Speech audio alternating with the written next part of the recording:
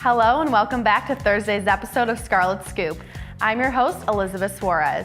Today we'll discuss the recent implementation of body cameras for the Ohio State Police Force, Piper Kerman, author of Orange is the New Black's visit to campus, and a look at the semester ahead for USG with the current president and vice president. It's all coming up in today's top stories.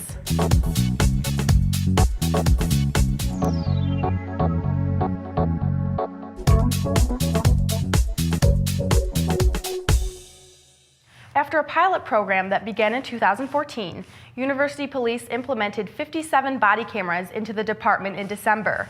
Assistant News Director Jenna Linesars spoke with University Police Officer Joanna Shaw about her views on the new program and how it works.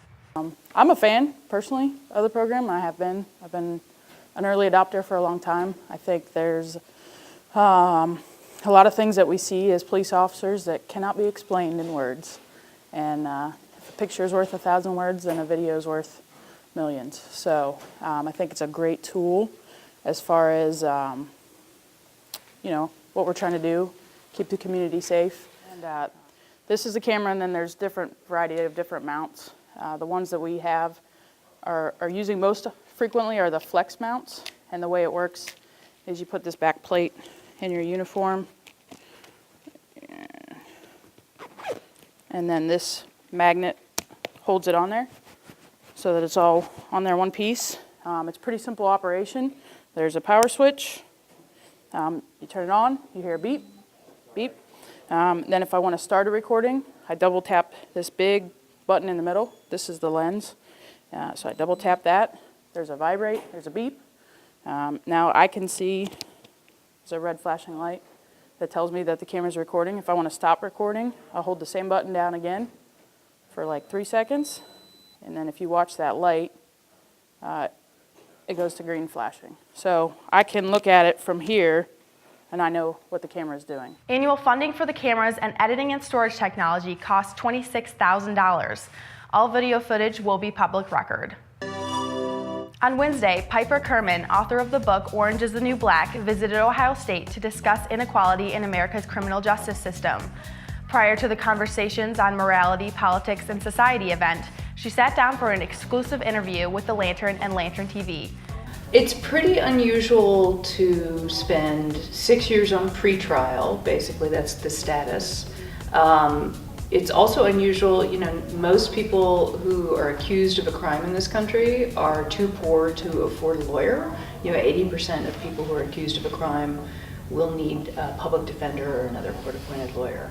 I was a lot more fortunate than most of the people that go through the criminal justice system and most of the women I was incarcerated with. So I was free on bail. So it is unusual. It's unusual for a period of time that long. And it's also unusual to sort of be free on bail during that period of time.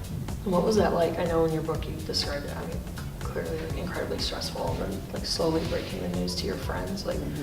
So was that, if you could go back, would you have rather gone to prison sooner, or was that 6 years a good thing? By the time the 6 years were over, I was pretty ready to get the whole thing over with. So on some strange level, I entered prison all right, let's get this over with. It's a lot like being in limbo. Yeah. Right? For the full interview with Piper Kerman, visit our extended interviews playlist. News Director Amanda Vaughn sat down with current USG President Gerard Basala and Vice President Danielle Descala on what we can expect for their last semester in office. Here's more. One huge initiative that we've just kind of rolled out is our textbook affordability call to action. And there's kind of 6 steps, and we've been working hand in hand with administration and faculty on this. And the first few steps that we're going for are pretty simple. Making sure that faculty actually kind of get their textbook orders in at a certain date could actually save students $2.5 million on textbooks, so we're working on that.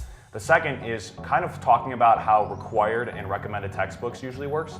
There's kind of this stigma that you have to require a textbook, which is just not true, and making sure that that's kind of really evident on syllabi. Yeah, so our time in USG, our end in our time in USG is kind of fast approaching, so we're trying to get as much done as we can and utilizing kind of all facets of the organization, whether that's our work in our cabinet committees, whether that's General Assembly, whether that's work in University Senate. So I think we're just trying to round out, finishing up our policy points and getting as much done as possible.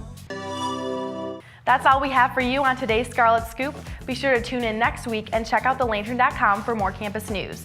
Be sure to like us on Facebook and follow us on Instagram and Twitter. Also, check out The Lantern on Snapchat. Thanks for watching.